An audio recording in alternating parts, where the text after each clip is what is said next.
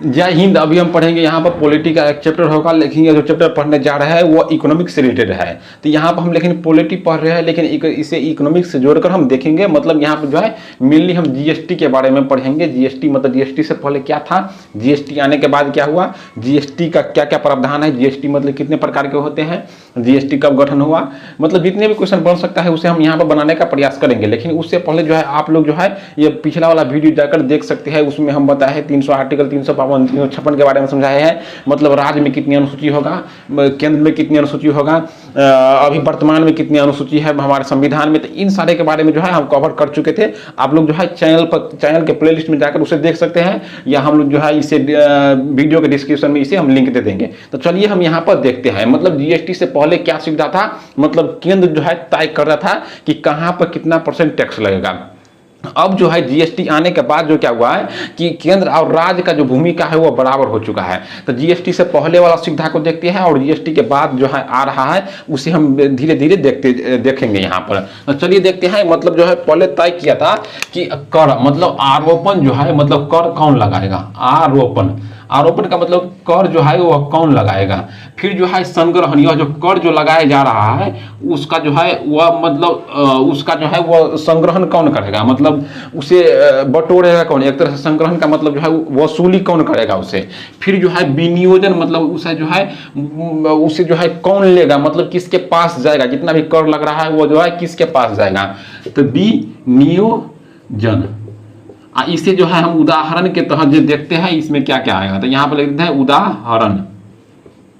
अब यहाँ पर समझिए, ये हो गया आरोपण, मतलब कर मतलब जो है कर कौन लगा रहा है, कि सर मतलब राज्य लगा रहा है या केंद्र लगा रहा है। यह जो है संग्रहण हो गया। संग्रहण का मतलब जो है यह कर को जो है केंद्र वसूली करेगा या राज्य वसूली करेगा। यह जो है विनियोजन का मतलब हो गया कि यह जो है किसके खाता में जाएगा, मतलब राज्य के खाता में जाएगा या केंद्र के खाता में जाएगा। इसे हम यहाँ पर उदाहरण के तहत देखेंगे, मतलब किस स्थिति में कौन सा प्रावधान था, किस स्थिति में यह प्रावधान सुधरा है। तो यहाँ पर हम सबसे पहले अगर इसे हम एक लाइन के जरिए हम देखेंगे तो सबसे पहले यहाँ पर देख लेते हैं। अगर कोई कर जो है वो केंद्र आरोपण कर रहा है, उसे जो है केंद्र जो है उसे संग्रहण भी कर रहा है और वह जो है केंद्र के पास भी जाता है। लेकिन इसे हम उदाहरण के बाद में देखेंगे। पहले हम इस कवर को जो है इस डिब्बे को हम भर लेते हैं, इसे हम उदाहरण के बाद में देख लेते हैं। तो कुछ ऐसा कर है, मतलब कुछ ऐसा कर है जिससे केंद्र लगाता है, केंद्र उसे वसूली करता है और वह केंद्र के खाता में जा रहा है। फिर अगर हम देखेंगे कुछ ऐसा भी कर है जो राज्य लगाता है, मतलब जो राज्य जो है उस कर को लगाता है, वह राज्य के खाते में मतलब राज्य जो है उसे संग्रहण करता है और यह जो कर जो है वह राज्य के खाते में जाता है। तो कुछ ऐसा भी कर है जो राज्य सरकार लगाता है, राज्य सरकार उसे वसूली करता है और राज्य सरकार के खाते में वो जा रहा है। अब देखते हैं कुछ ऐसा कर है जो केंद्र सरकार लगाता है, लेकिन उसे संग्रहण जो है वो कौन करता है, वो राज्य सरकार करता है और वो जो है राज्य सरकार के खाते में जाता है। अब जो है चौथा कर हम देखेंगे। चौथा कर कुछ इस प्रकार है कि यह जो कर जो है वह केंद्र लगाता है, केंद्र इसे लगाएगा, केंद्र इसे वसूली करेगा और यह कहां पर जाएगा, तो यह राज्य सरकार के पास जाएगा। इसे हम उदाहरण के तरह से हम इसे अभी देखेंगे। अगर हम पांचवा कर का बात करेंगे, पांचवा जो है पांचवा पैराग्राफ का आप लोगों को नहीं दिख रहा होगा, इसे हम स्क्रीनशॉट के लगा देंगे ऊपर में। तो यहां पर देखिए, यह जो पांचवा कर होगा वह केंद्र लगाएगा, केंद्र जो है इसका वसूली करेगा और विनियोजन मतलब जो है किसके खाता में जाएगा, तो केंद्र और प्लस राज्य के खाता में यह जाएगा।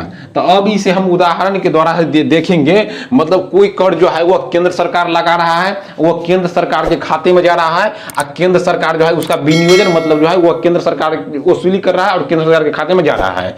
तो अगर केंद्र और राज्य का बात करेंगे तो इसे हम इन दोनों को जो है एक साथ हम इसे कवर कर लेते हैं, केंद्र और राज्य वाला। देखिए ये हो गया केंद्र, ये हो गया राज्य।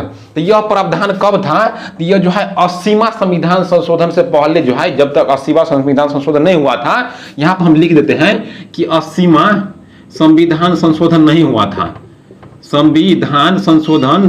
था, तब से पहले जो है यह प्रावधान लागू था कि जो भी मेन कर होगा 80वां संविधान संशोधन से पहले जो भी मेन कर था, जो भी मेन कर था जैसे निगम कर होगा, निगम कर हो गया, सीमा शुल्क हो गया, ये सब क्या था कि यह जो है केंद्र, यह जो है इसके दायरे में आ रहा था, मतलब केंद्र के दायरे में आ रहा था। जो पहले मेन कर था जैसे सीमा शुल्क हो गया, निगम कर हो गया, जितने प्रकार का बढ़िया कर था जो सरकार को फायदा हो रहा था ज्यादा, वो तक क्या था 80वां संविधान संशोधन से पहले जो है वो केंद्र के तहत आ रहा था, तो वो जो है वह केंद्र के तहत आ रहा था। लेकिन अगर हम दूसरा के बात करेंगे, ये दोनों एक साथ हो गया।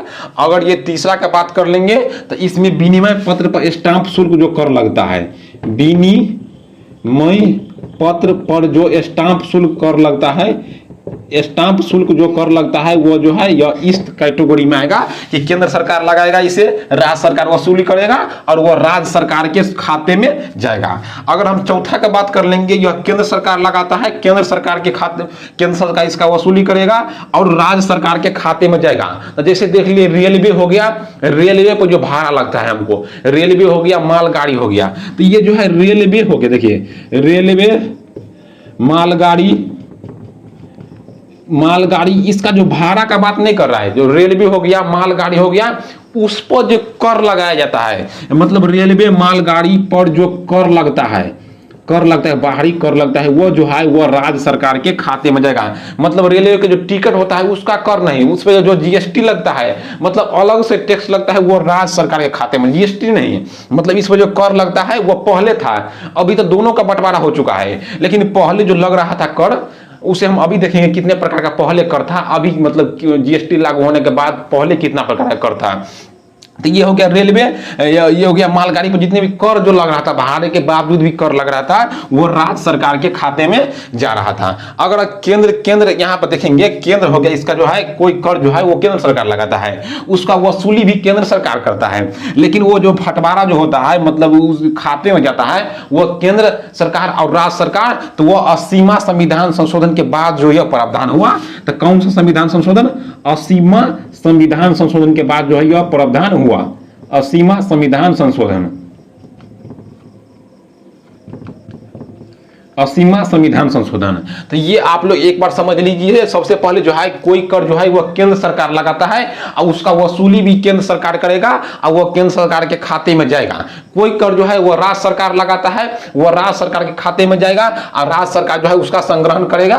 तो यह जो था 80वां संविधान संशोधन से पहले जो है यह क्रिया चल रहा था कि जो मेन कर रहा है वह केंद्र सरकार अपने रख रहा था, मतलब अपने पास रख रहा था। लेकिन बाद में क्या हुआ कि केंद्र कोई कर जो है वो केंद्र सरकार लगा रहा है, राज्य सरकार उसका वसूली कर रहा है और राज्य सरकार के खाते में जा रहा है, तो वो एक प्रकार के विनिमय पत्र पर स्टाम्प शुल्क वाला जो कर आता है वो हो गया। अगर चौथा की बात करेंगे तो कोई कर जो है वो केंद्र सरकार लगा रहा है और केंद्र सरकार उसका वसूली भी कर रहा है, लेकिन वो राज्य सरकार के खाते में जा रहा है। तो जैसे हो गया रेलवे पर जो लगाता है टैक्स, मतलब रेलवे टिकट जो पहले टैक्स लग रहा था, रेलवे का टिकट का भाड़ा नहीं, रेलवे टिकट का जो टैक्स लग रहा था, मतलब भाड़ा के बावजूद जो टैक्स लग रहा था वो हो गया। और मालगाड़ी पर जो टैक्स लग रहा था, मतलब मालगाड़ी की जो भाड़ा है उसके बावजूद भी जो टैक्स लग रहा था वो राज्य सरकार के खाते में जा रहा था। पांचवा हो गया कि केंद्र जो कोई कर केंद्र सरकार लगाता है और केंद्र के वसूली करता है और केंद्र राज्य के बाद फटा आता है, तो वो जो है 80वां संविधान संशोधन के बाद आया था। आप लोग इसका स्क्रीनशॉट जो है वो ले लीजिए, आप लोग स्क्रीनशॉट ले लीजिए होंगे। अब जो है इसके हम आगे देखते हैं।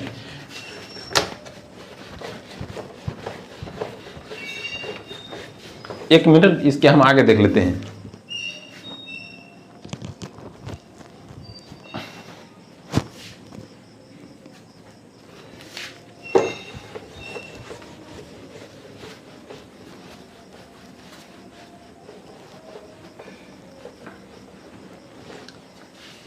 देखिए यह जो था यह तो जीएसटी लागू होने से पहले जो समय चल रहा था वो इस समय का बात था। लेकिन अभी जो हम इससे आगे देखेंगे विभिन्न राजस्व से प्राप्त आय का जो है फटवारा होता है, मतलब विभिन्न प्रकार के जो राजस्व प्राप्त हमें आय हो रहा है, उसका जो विभिन्न प्रकार के फटवारा हो रहा है उसके बारे में हम देखेंगे। मतलब यह जो कर प्राप्त है, यह जो है मतलब कौन कर केंद्र सरकार लागू करेगा, उसे केंद्र सरकार के पास जाएगा या राज्य सरकार के पास जाएगा।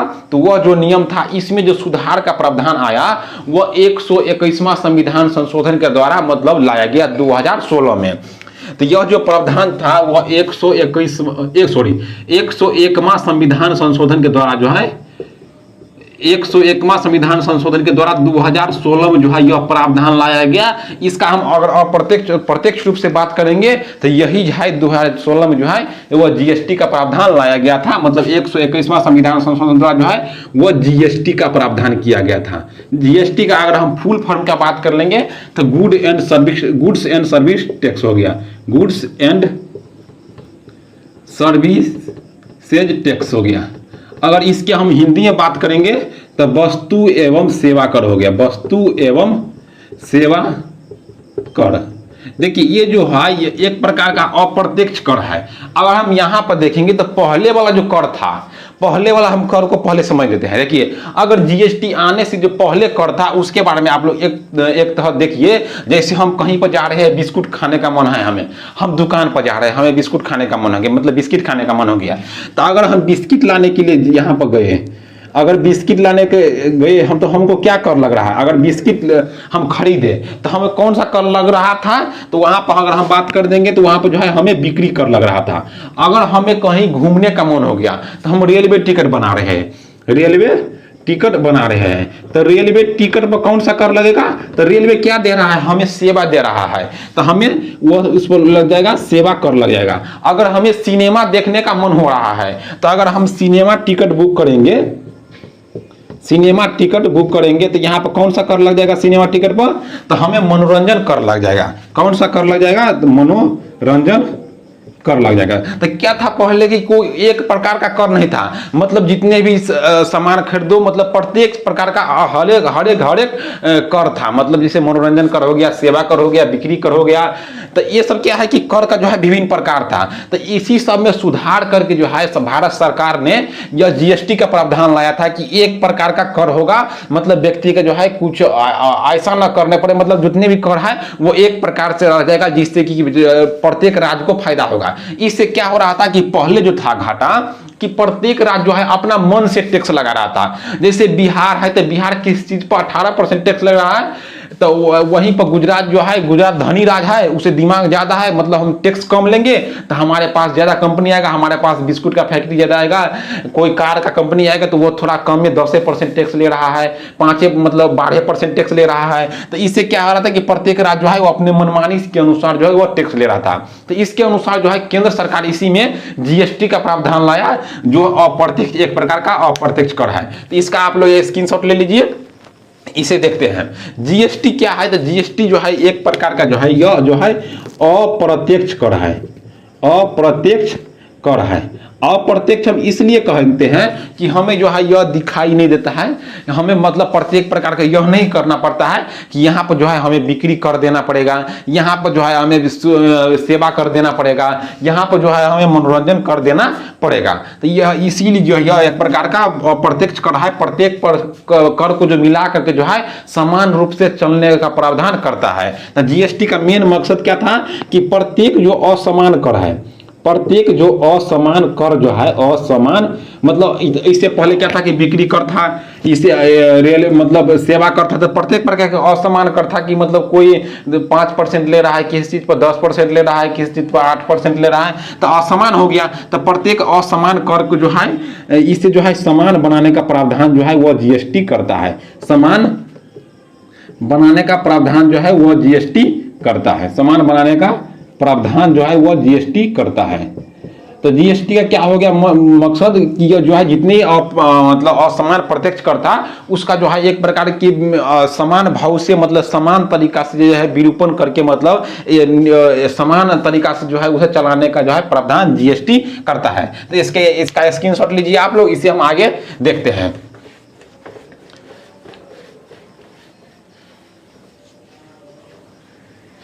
अब देखते हैं जीएसटी के बारे में, तो हम देख लिए कि जीएसटी क्या है। अब देखते हैं हम जीएसटी का प्रकार क्या होता है, तो मतलब कितने प्रकार का जीएसटी है। तो यहाँ पर हम जीएसटी का अगर प्रकार देखेंगे, जीएसटी का अगर हम प्रकार देखेंगे तो यहाँ पर हम आप लोगों के पास जो है 4 प्रकार का जीएसटी रखेंगे। कितने प्रकार का जीएसटी रखेंगे, तो 4 प्रकार का जीएसटी रखेंगे। पहला हम देखेंगे जीएसटी का प्रकार, तो पहला होगा सीजीएसटी, सीजीएसटी। अगर दूसरा का बात करेंगे तो देखेंगे एसजीएसटी। अगर तीसरा का बात करेंगे तो हम देखेंगे यूटीजीएसटी। अगर चौथा का बात करेंगे तो चौथा में देखेंगे आईजीएसटी। अब यह क्या क्या है, देखिए सीजीएसटी का मतलब क्या हो गया कि सेंट्रल जो है या जो केंद्र सरकार का जीएसटी के, सी मतलब केंद्रल हो गया, स्टेट जीएसटी हो गया, यूटी मतलब यूनाइटेड मतलब केंद्र शासित प्रदेश वाला हो गया, या ये हो गया आईजीएसटी मतलब इंटीग्रेटेड जीएसटी हो गया। मतलब एक, अभी हम देखेंगे बारी बारी से देख लेते हैं, पहले नहीं समझेंगे, हम बारी बारी से समझेंगे। देखिए जैसे सीजीएसटी हो गया और एसजीएसटी हो गया। तो पहले क्या था कि केंद्र सरकार अपने टैक्स ले रहा है, राज्य सरकार अपने टैक्स ले रहा है। लेकिन अब क्या हुआ कि सीजीएसटी और एसजीएसटी मिला के जो है दोनों फटवारा करता है, कोई भी टैक्स लगता है उसमें केंद्र सरकार और राज्य सरकार का दोनों का जो है बंटवारा होता है। जैसे मान लीजिए अभी हम शिक्षा पर जो है वो शिक्षा पर कितना % टैक्स दे रहे हैं, तो शिक्षा पर जो हम अभी 18% टैक्स दे रहे हैं। मान लीजिए अगर 18% हम टैक्स दे रहे हैं तो इसमें 9% जो टैक्स होगा, 9% टैक्स होगा वो सीजीएसटी का होगा। मतलब केंद्र सरकार का 9% टैक्स कहाँ पर चल जाएगा, तो केंद्र सरकार के पास, और 9% टैक्स जो होगा वो राज्य सरकार के पास जाएगा, मतलब एसजीएसटी हो गया, एसजीएसटी हो गया। तो ये जो शिक्षा पर जो 18% मान लीजिए टैक्स लग रहा है, तो उसमें से जो है सीजीएसटी मतलब 9% जो टैक्स हो गया वो केंद्र सरकार के पास जाएगा, और 9% जो टैक्स होगा वो राज्य सरकार के पास जाएगा।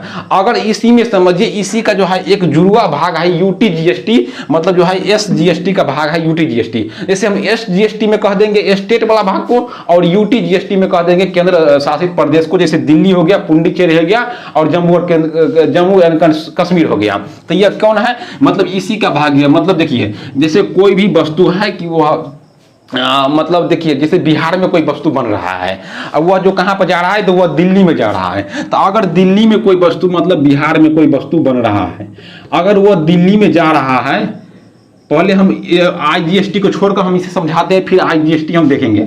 अगर यह दिल्ली में जा रहा है तो दिल्ली में मान लीजिए है 18% टैक्स लग रहा है। या हम जैसे कार खरीदे, मतलब बिहार में कार बना और दिल्ली जा रहा है, तो कार पर कितना टैक्स लगता है, तो 28% टैक्स लगता है। तो 28% टैक्स अगर लगेगा तो उसमें जो है मतलब 14% अगर टैक्स जो हो जाएगा वो केंद्र सरकार का हो जाएगा, मतलब सीजीएसटी का हो जाएगा।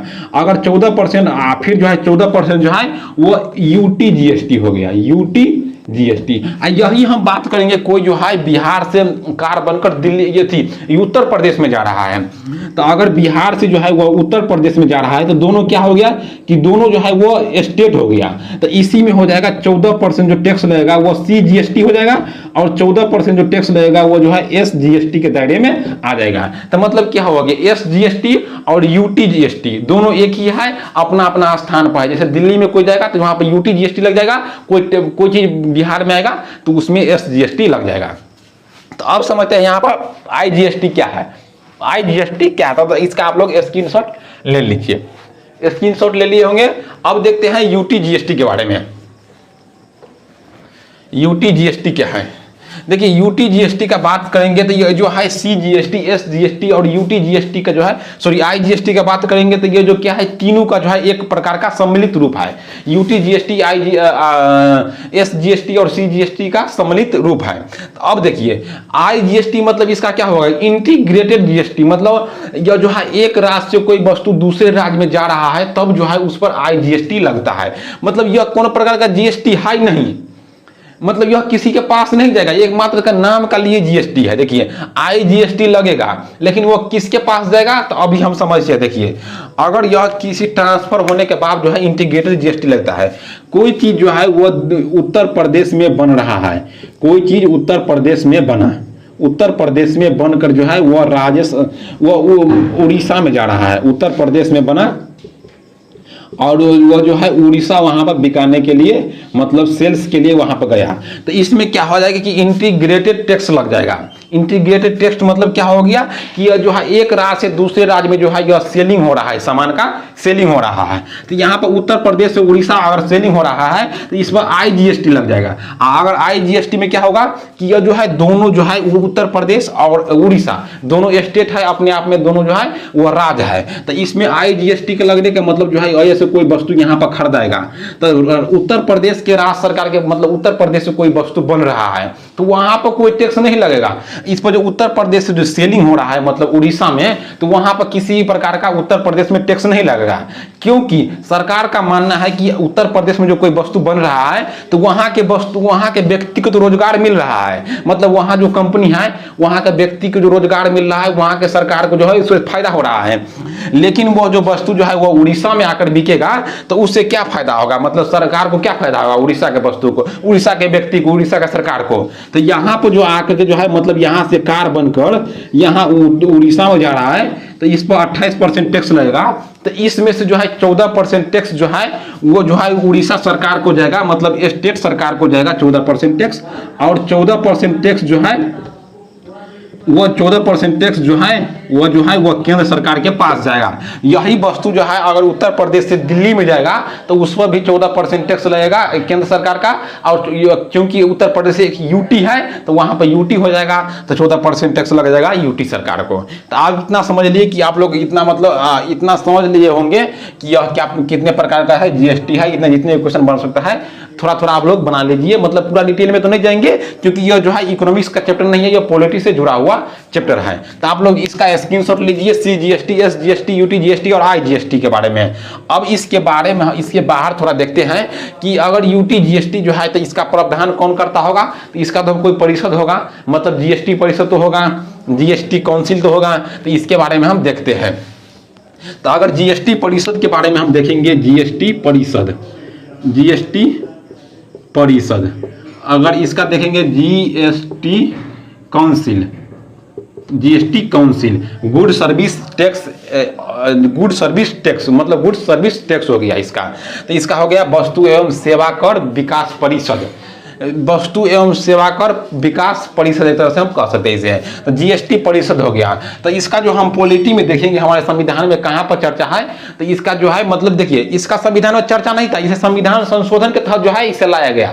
तो अगर हम जानते हैं यह कहीं पर भी होगा इसे संविधान संशोधन के तहत लाया गया होगा तो इसमें क जुड़ गया होगा, ख जुड़ गया होगा, ए जुड़ गया होगा, बी जुड़ गया होगा, डी जुड़ गया होगा। तो यह जो है आर्टिकल 279 के ए में दिया हुआ है। इसका चर्चा कहाँ पर है, तो आर्टिकल 279 की जो है ए में दिया हुआ, क्योंकि यह संविधान संशोधन के बाद लाया गया था GST का प्रावधान। तो इसीलिए इसका चर्चा कहां पर है, आर्टिकल 279 के 1 में है। अब हम यहां पर समझते हैं कि विकास जो है GST विकास परिषद का जो है अध्यक्ष कौन होता है। तो इसका पदेन अध्यक्ष जो है अभी वर्तमान में जो है इसका अध्यक्ष कौन है, तो इसका अध्यक्ष का हम बात कर लेंगे।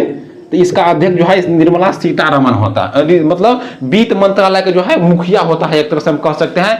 तो वित्त मंत्रालय के जो है अध्यक्ष कौन है, तो अभी वर्तमान में जो है निर्मला सीतारमण है, निर्मला सीतारमण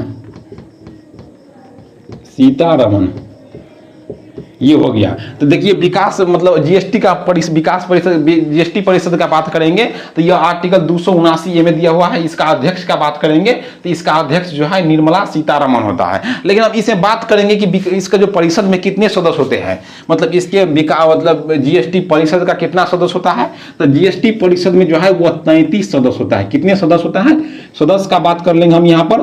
तो सदस्य इसमें होता है 33 सदस्य है, अभी वर्तमान में 33 सदस्य है, जिसमें से एक होता है अध्यक्ष।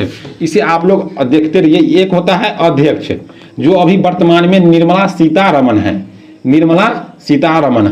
अगर हम सदस्य का बात करेंगे प्रत्येक राज्य से प्रत्येक विभाग का, जैसे शिक्षा विभाग हो गया, विदेश मंत्रालय हो गया, तो प्रत्येक मंत्रालय से एक राज्य मंत्री होता है। तब प्रत्येक मंत्रालय का एक राज्य मंत्री हो गया, प्रत्येक मंत्रालय का एक राज्य मंत्री हो गया, प्रत्येक मंत्रालय का एक राज्य मंत्री हो गया यहाँ पर।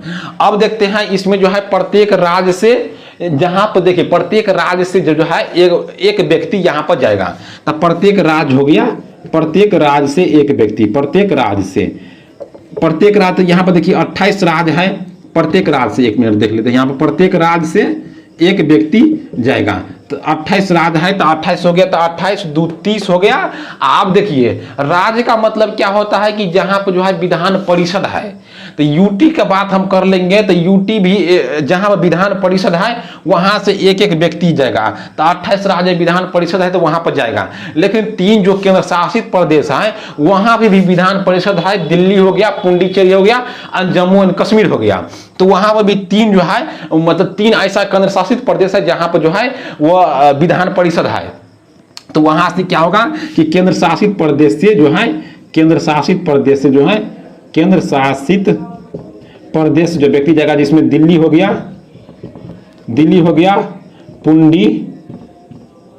पुडुचेरी हो गया, और अगर तीसरा की बात कर लेंगे तो जम्मू एंड कश्मीर हो गया, जम्मू एंड कश्मीर हो गया। तो ये हो गया, क्या हो गया 3 हो गया। तो जीएसटी में अभी वर्तमान में 33 सदस्य है। पहला का बात कर लेंगे तो वो जो है अध्यक्ष होता है, वित्त मंत्रालय का एक अध्यक्ष होता है जो अभी निर्मला सीतारमण है। प्रत्येक मंत्रालय का एक मुख्य मतलब एक व्यक्ति होता है, प्रत्येक राज्य से एक व्यक्ति जाता है। तो ये हो गया 28 2 30 हो गया। अभी जब जहां जहां विधान परिषद है केंद्र शासित प्रदेश में, तो वहां पर मतलब कितने केंद्र शासित प्रदेश में विधान परिषद है, तो 3 केंद्र शासित प्रदेश में विधान परिषद है, उसमें हो गया दिल्ली, पुडुचेरी और जम्मू एंड कश्मीर। तो यहां से हो गया 3 व्यक्ति, 30 और 3 33 हो गया। तो ये हो गया जीएसटी विकास परिषद में जो है अभी 33 व्यक्ति वर्तमान में है, उसका हम देख लिए। तो आप लोग इसका स्क्रीनशॉट ले लिए होंगे या ले लीजिए, इसका स्क्रीनशॉट ले लिए। अब हम इससे आगे देखते हैं। ये हो गया। अब देखते हैं कि विकास परिषद का जो है कार्य क्या है, मतलब जीएसटी विकास परिषद जो है उसका कार्य क्या है, यह मतलब कौन सा कार्य करता है। तो इसके हम कार्य के बारे में देखेंगे। इसका जीएसटी का जो है जीएसटी परिषद जो है, जीएसटी परिषद इसका कार्य क्या है, जीएसटी परिषद जो है उसका कार्य क्या है। तो यह जो कार्य इसका हम पहले देखेंगे। तो एक प्रकार से क्या है कि स्लाइड तैयार करना। जीएसटी जो है, जीएसटी किस पर लागू होगा, कौन से वस्तु पर जीएसटी लागू होगा, मतलब कौन से जो है कौन वस्तु पर जो है वो जीएसटी, कौन वस्तु पर जीएसटी लागू होगा, या कौन वस्तु पर जो है जीएसटी लागू नहीं होगा, कौन वस्तु पर जीएसटी लागू नहीं होगा, कौन पर करेगा। तो जीएसटी विकास परिषद जो है, ये जीएसटी परिषद जो है इसका निर्धारण करेगा कौन से वस्तु जो है जीएसटी के क्षेत्र में आ रहा है, कौन से वस्तु जो है वो जीएसटी के क्षेत्र में नहीं आ रहा है।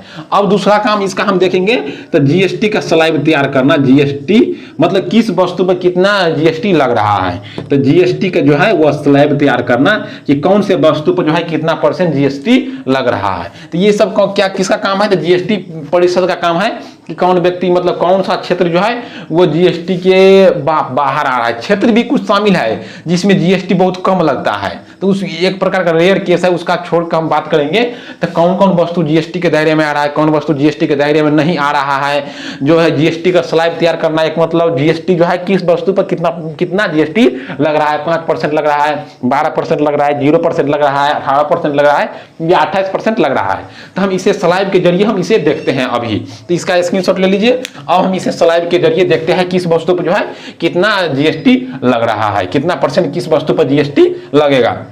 तो अगर हम एक स्लाइड का बात करेंगे यहाँ पर, तो एक स्लाइड में हम दे देंगे जीएसटी का बात देंगे, एक स्लाइड में हम देखेंगे कि कितना % उस पर जीएसटी लगेगा, और एक स्लाइड में हम देखेंगे कौन कौन वस्तु इसमें आएगा। तो पहला स्लाइड हो गया कि इसमें जीएसटी जो है वो जीएसटी हो गया, इसमें पहले हम देंगे कि इसमें जीएसटी, इसमें जीएसटी देंगे, इस पर जीएसटी लगेगा कितना, तो हम यहाँ पर लिख देते हैं लगेगा, मतलब किस वस्तु पर कितना जीएसटी लगेगा। यहाँ पर हम लिख देंगे वो वस्तु कौन कौन होगा, कि मतलब वो जो कितना % लगेगा और वह वस्तु कौन कौन होगा। तो यहाँ पर हम देख लेते हैं। पहला देखेंगे कि किस वस्तु पर जो है वो 0% जीएसटी लगेगा। किस वस्तु पर 0% लगेगा, तो जो है हम डेली लाइफ में यूज कर रहे हैं, डेली लाइफ में जो हम जिस वस्तु का यूज कर रहे हैं डेली लाइफ में, जैसे हो गया दूध का जो है सेवन, मतलब दूध जो है वो डेली लाइफ का जो है एक पार्ट है, तो दूध पर जो है 0% जीएसटी लगेगा। अगर हम यहाँ पर सब्जी का बात कर लेंगे तो सब्जी क्या है, हमारे डेली लाइफ का जो है चीज है, जैसे चावल हो गया, दाल रोटी हो गया, तो ये सब क्या है कि डेली लाइफ का चीज है, तो ये सब हमारे 0% जीएसटी के तहत आता है। तो ये हो गया, सॉरी यहाँ पर जीएसटी लिखना था, यहाँ पर गड़बड़ा गया, यहाँ पर जीएसटी हो गया, यहाँ पर 0% हो गया, यहाँ पर हो गया डेली लाइफ यूज वस्तु, जैसे हो गया दूध हो गया, यहाँ पर हो गया सब्जी हो गया, यहाँ पर दाल हो गया, चावल हो गया,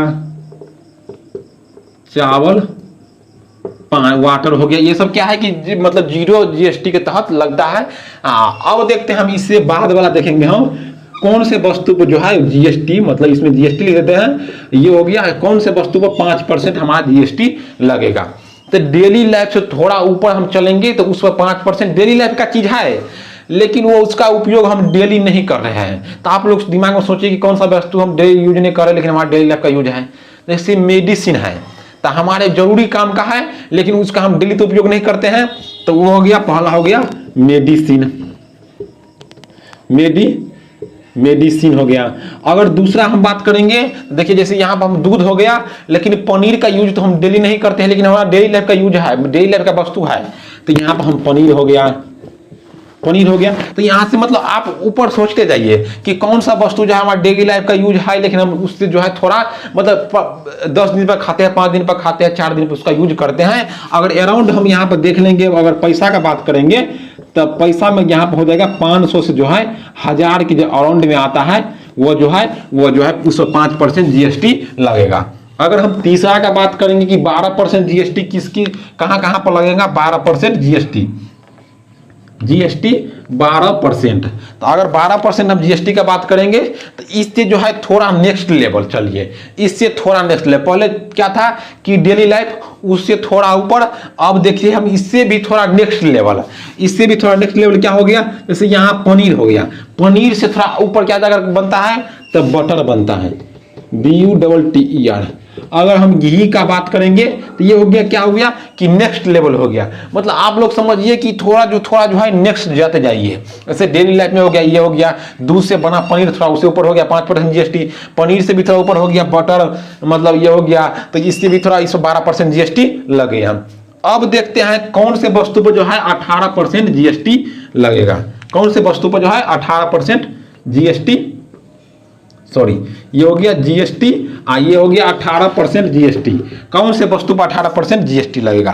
तो आईटी सर्विस आप लोग जानते होंगे, आईटी सर्विस। यहाँ पर देखिए ये हो गया IT service, financial IT service. यहाँ पर देखिए आईटी सर्विस जैसे फिनेंशियल हो गया। जैसे यहाँ पर देखिए हम अगर उदाहरण के देखेंगे तो इधर हो गया CAMERA, कैमरा हो गया। जितने भी हमें जैसे पीतल का व्यापार हो गया, जैसे इलेक्ट्रॉनिक चीज जो ऐसे हो जाता है, कैमरा हो गया, यहाँ पर फोन हो गया, मतलब जितने भी इलेक्ट्रॉनिक सामान जो हम जितने भी देखेंगे यहाँ पर, वो सब क्या होगा कि 18% जीएसटी के तहत आएगा। तो आप लोगों को शायद दिख नहीं रहा होगा, इसे हम आराम से यहाँ पर दिखा देंगे वीडियो में, मतलब स्क्रीनशॉट लेकर डाल देंगे। अब देखते हैं कि 28% जीएसटी कौन कौन से वस्तु पर लगेगा भैया। 28% अगर हम जीएसटी का बात करेंगे तो देखिए 28% जीएसटी कौन देगा, तो जो सबसे धनिक रहेगा, जो सबसे फाइनेंशियल बिल में रहेगा वही देगा 28% जीएसटी। तो 28% भैया तोरा जीएसटी देने का पावर है। तो इससे मतलब क्या है कि तुम धनिक हो, तुम धनिक हो तो तुम धनिकों वाला सामानों भी खरीदोगे, जैसे परफ्यूम हो गया, मोटरसाइकिल हो गया, बुलेट हो गया, कार हो गया। तो ये सब क्या है, ये सब 28% जीएसटी के तहत आएगा। तो इसका भी सरकार का भी तुम दो, तुम बहुत धनिक हो तो तुम सरकार को भी 28% जीएसटी दो। तो परफ्यूम हो गया, यहाँ पर परफ्यूम हो गया। परफ्यूम देखिए कौन लगाता है, परफ्यूम जो कभी कभी मॉडल और लगाता, मतलब बहुत जो जिसका इनकम है वही तो परफ्यूम लगाएगा ना भैया। तो परफ्यूम कौन लगाता है, तो जिसका इनकम ज्यादा रहता है। मोटरसाइकिल में बुलेट पर कौन चढ़ता है, जिसका इनकम ज्यादा रहता है। तो यहाँ पर हो गया बाइक हो गया, यहाँ बाइक हो गया। अगर कार का बात करेंगे तो कार पर कौन चढ़ता है, जिसका इनकम ज्यादा है, मतलब वो जो है रिच मैन है। तो इस पर जो कितना % का टैक्स लगता है, उस पर 28% का टैक्स लगता है। तो ये हो गया मोटा मोटी, आप लोग यहाँ पर समझ गए होंगे कि कौन से वस्तु पर जो है कितना पड़ेगा, कितना टैक्स लगेगा। तो इसका जो है आप लोग एक बार स्क्रीनशॉट ले लीजिए, उसके बाद हम जीएसटी के बारे में कुछ और हम देखेंगे यहाँ पर। तो इसका जो है आप लोग आराम से जो है स्क्रीनशॉट ले लीजिए। आई होप आप लोग स्क्रीनशॉट इसका ले लिए होंगे। अब इसके बाद हम देखेंगे जीएसटी के बारे में कुछ। इंपोर्टेंट फैक्ट जो बार बार जो है एग्जाम में पूछ दिया जाता है। तो ये जो है एग्जाम में तो नहीं पूछेगा, लेकिन आप लोग यहाँ पर समझ लिए तो एक प्रकार से ठीक हो गया। अब यहाँ पर देखिए कि जीएसटी जो है, जीएसटी के बारे में जो एग्जाम में पूछने वाला क्वेश्चन रहता है वो इसका हम कुछ देख लेते हैं, इसका फैक्ट देख लेते हैं। तो सबसे पहले यहाँ पर क्वेश्चन बन जाता है कि जीएसटी का जो है सबसे पहले कौन सा देश चालू किया था। तो मतलब जीएसटी का प्रावधान जो है किस देश में सबसे पहले चालू हुआ था। तो जीएसटी जो है वो सबसे पहले फ्रांस में लाया गया था 1954, मतलब 1954 में लाया गया था। जीएसटी सबसे पहले कहां पर लाया गया था, सबसे पहले तो वो जो था चालू हुआ था तो वो था फ्रांस में 1954 में जो है सबसे पहले लाया, मतलब चालू हुआ था। लेकिन इसका जो है एक तरह से हम मॉडल जो फॉलो करते हैं, मतलब जो भारत जो है मॉडल फॉलो कर रहा है, जो जिस जीएसटी का मॉडल फॉलो कर रहा है, मतलब किस प्रकार का होना चाहिए, वो जो है भारत जो है वो कनाडा का मॉडल फॉलो कर रहा है। कहाँ का? तो कनाडा का मॉडल फॉलो कर रहा है। अगर इस पर हम मतलब देखेंगे कि राष्ट्रपति जो है, राष्ट्रपति वो जीएसटी जो है मतलब जो कोई भी जो है विधेयक जो आता है, जैसे जीएसटी विधेयक आया होगा तो यह 2016 में आया था। तो इस पर पहले जो है राष्ट्रपति साइन करेगा तब विधेयक पारित होगा। तो राष्ट्रपति जीएसटी पर कब साइन किया था, मतलब जीएसटी पर जो है वह राष्ट्रपति कब साइन किया था, तो वो जो है वो 8 सितंबर को जो है वो 2016 में जो है इस पर राष्ट्रपति साइन किया था। यह हमारे देश में कब लागू हो गया था जीएसटी, तो 1 जुलाई 2017 मतलब 2017 को जो है वो लागू हो गया था हमारे देश में। तो भारत में जीएसटी कब लागू हुआ था, तो 1 जुलाई 2017 मतलब 2017 को जो है यह पूर्णतः हमारे देश में लागू हो गया था। अगर हम बात करेंगे कि भारत में सबसे पहले जीएसटी कहां पर लागू हुआ था, तो यह जो है यह सबसे पहले जो है असम में, हमारे राज्य जो है असम, जीएसटी जो है सबसे पहले वो असम में लागू हुआ।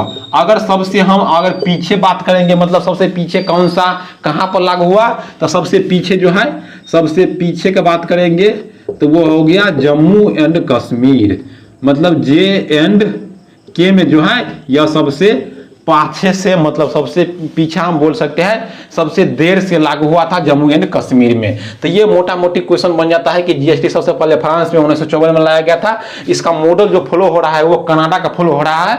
हमारे देश का जो है मॉडल कनाडा का फॉलो कर रहा है। जीएसटी पर जो है राष्ट्रपति मतलब जीएसटी परिषद विधेयक जो लाया था उसमें 8 सितंबर को जो है राष्ट्रपति 2016 में इस पर साइन किया था। यह जो है 101वां संविधान संशोधन के तहत जो है लाया गया था।